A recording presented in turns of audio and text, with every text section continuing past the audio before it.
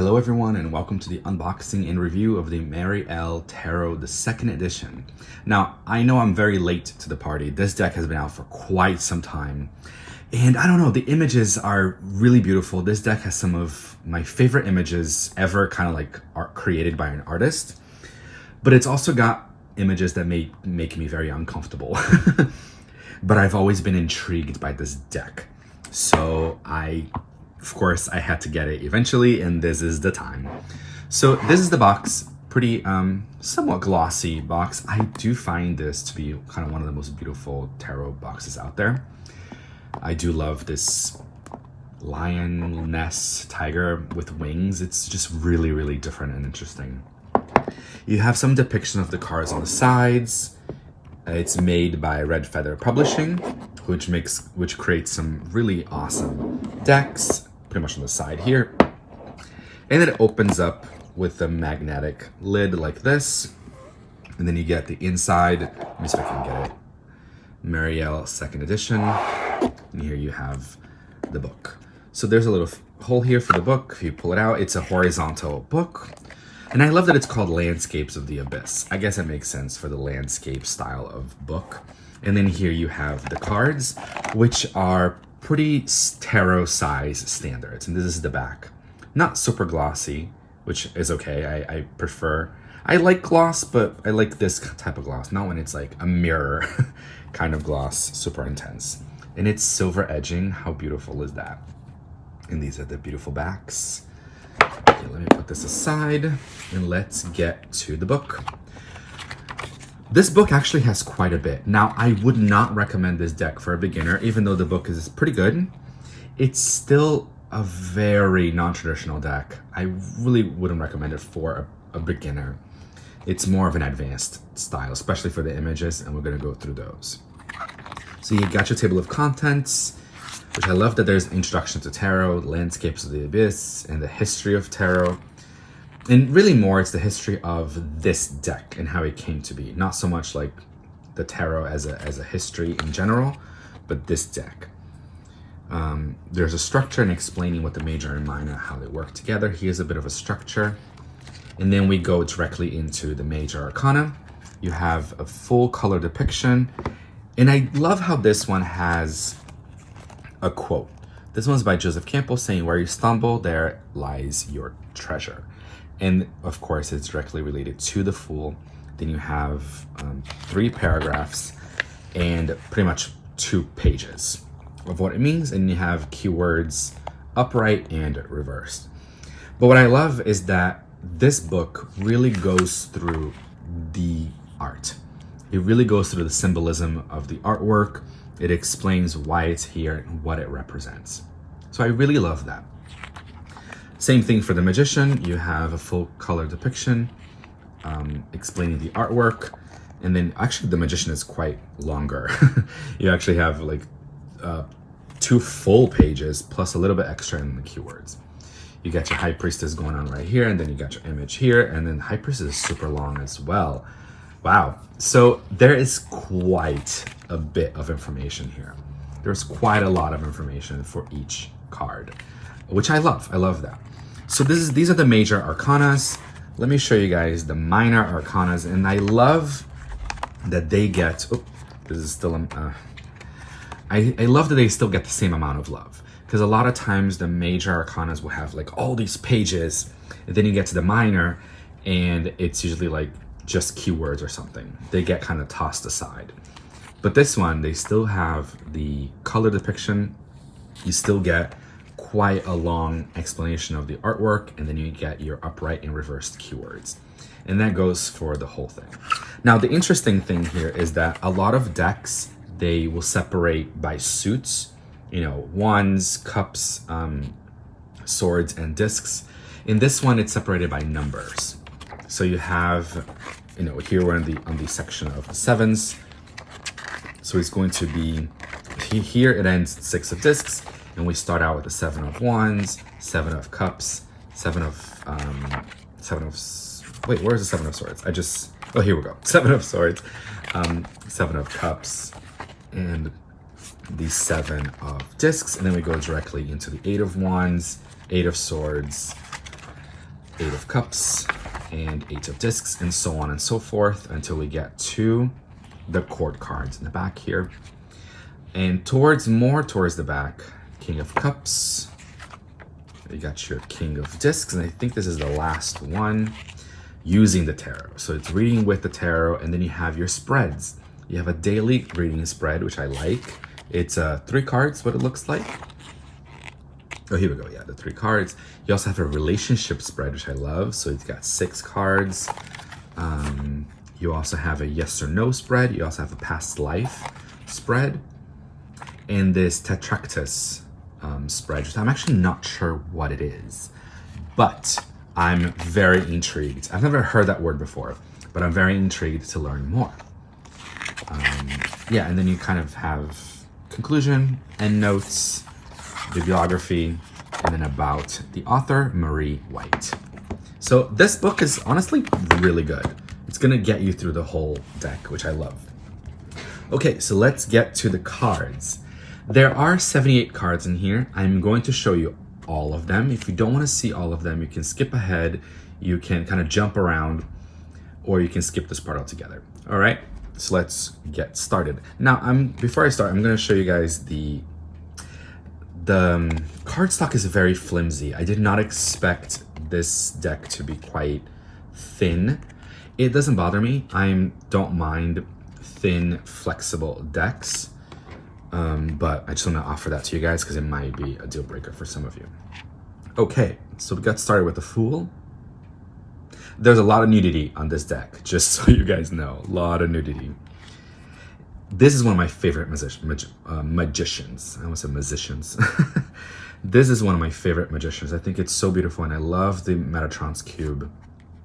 Love the High Priestess as well.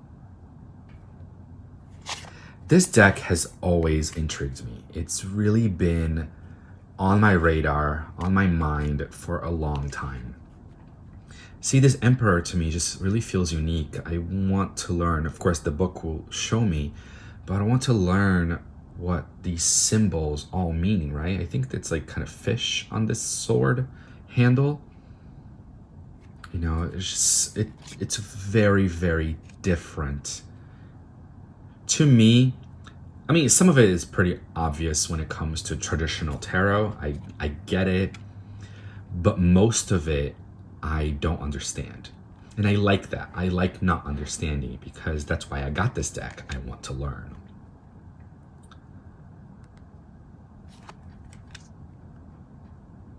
Justice, I believe, is the Egyptian goddess Maat, but I'm like 80% sure because the feather to me seems really recognizable, but I could be wrong. See, this hermit I find to be really interesting. I mean, it's like the wind whooshing out of his face. And then to have his robe almost look like water is very whimsical and different and interesting. This Wheel of Fortune also intrigues me because the wheel and the flower is like on her womb, right?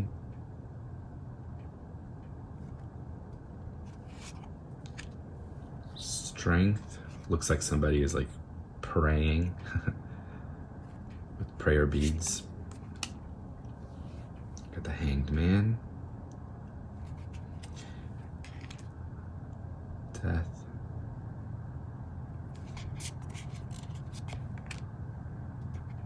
This Temperance also, for the traditional, right, visual. Let me just fix this card, sorry. Okay, the traditional visual of Temperance. This is not quite what I imagine, but I don't know, I'm intrigued. Again, I'm very intrigued. This devil is very non-traditional. I've been reading tarot for quite a few years, so I look at the image and I'm like, okay, I get it. I look at the word and I'm like, okay, I get it. I get the devil, whatever. But these images, they just really intrigue me. This reminds me of a Salvador Dali painting for some reason. I think it's Elephant on Fire. The star. Usually we see this star a lot with a lot of blues, like cooling colors.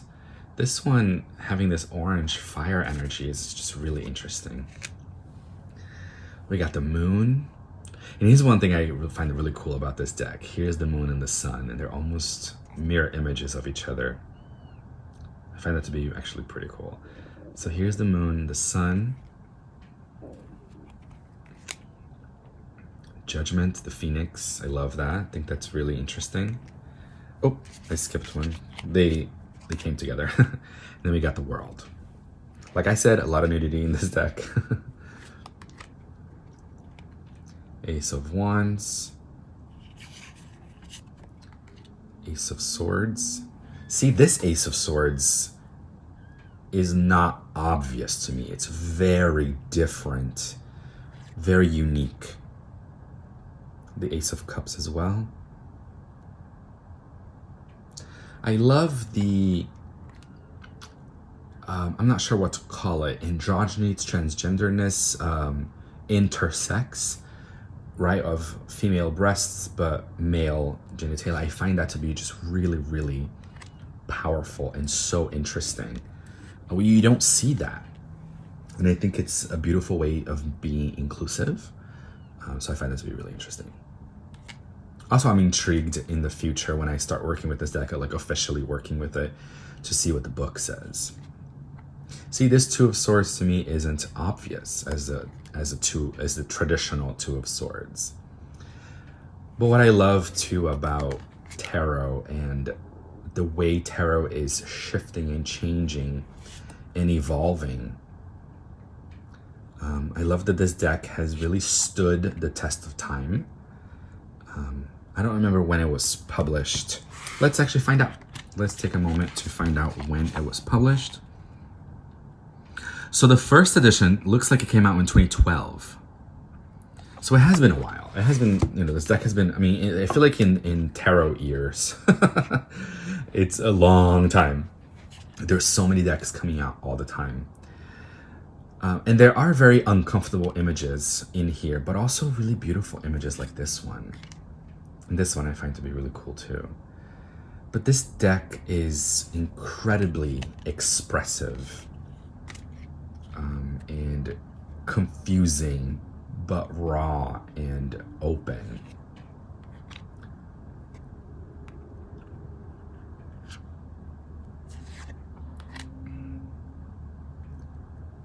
This deck, like I said, it has intrigued me for a long time, and I'm excited. I've started doing what I want to do is each month I want to take one deck and use that deck exclusively for my journalings, for my new moon, full moon readings, for my daily card pulls, so I can really get to know that deck and see how it speaks to me, how well it reads, and how well I connect with it. And this one, I purchased it for that reason. And I'm excited. I'm excited to connect with it. I'm excited to vibe with it. I'm excited to learn from it and see how we connect, how we interact with each other. Because again, a lot of these images to me are not obvious. Very angelic too, a lot of angels going on, which to me it was a bit unexpected from this deck. But it feels earthy, it feels angelic, it feels shamanic, it feels ancestral. It feels so many things at the same time. It feels like animal as well, and nature. Yeah. I don't know how to explain it. It feels a lot of different things, this deck does. See, the Seven of Swords is, I keep saying it confuses me, but that's not a negative thing. It intrigued me, is what I should say. It intrigued me. Seven of Cups.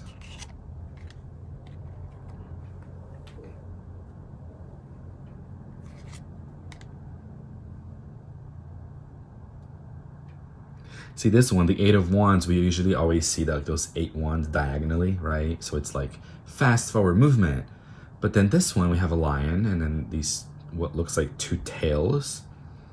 But then we have somebody who's resting. So what does that mean? I'm intrigued. Again, this deck really calls for a specific type of reading or a specific type of energy, or at the very least, it asks for curiosity and openness, is what I feel. Oh, this is the cover, right? The cover art of the box.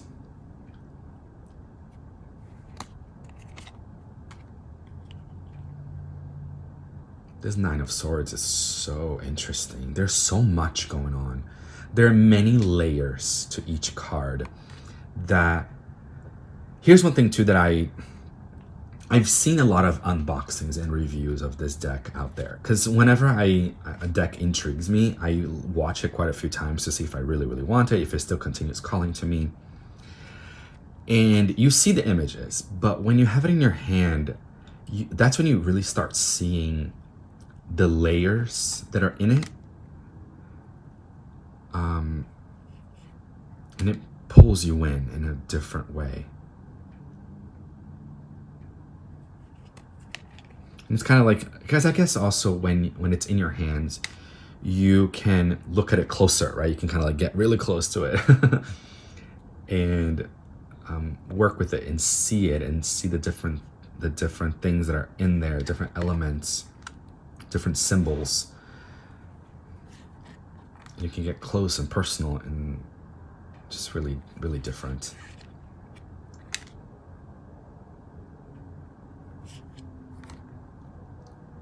Oh, little baby.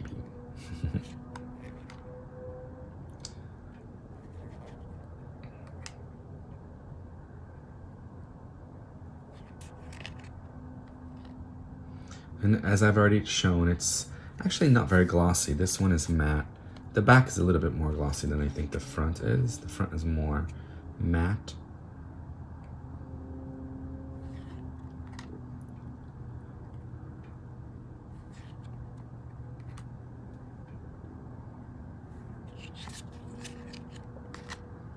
A lot of animals, as I said, in this deck. A lot of people as well. But it's a very inclusive deck. You know, there's people of all genders, races, colors, which I love. It's what I look for in decks. I want inclusivity. I want uniqueness in the decks that I look for. I think most of us do that in our own collections. This King of Swords is so interesting. King of Cups. It's like he's coming out of the water. And finally, King of Discs. And this card was in here. I don't know what this says. And I briefly looked for it in the book, and it doesn't explain anything. I didn't find it.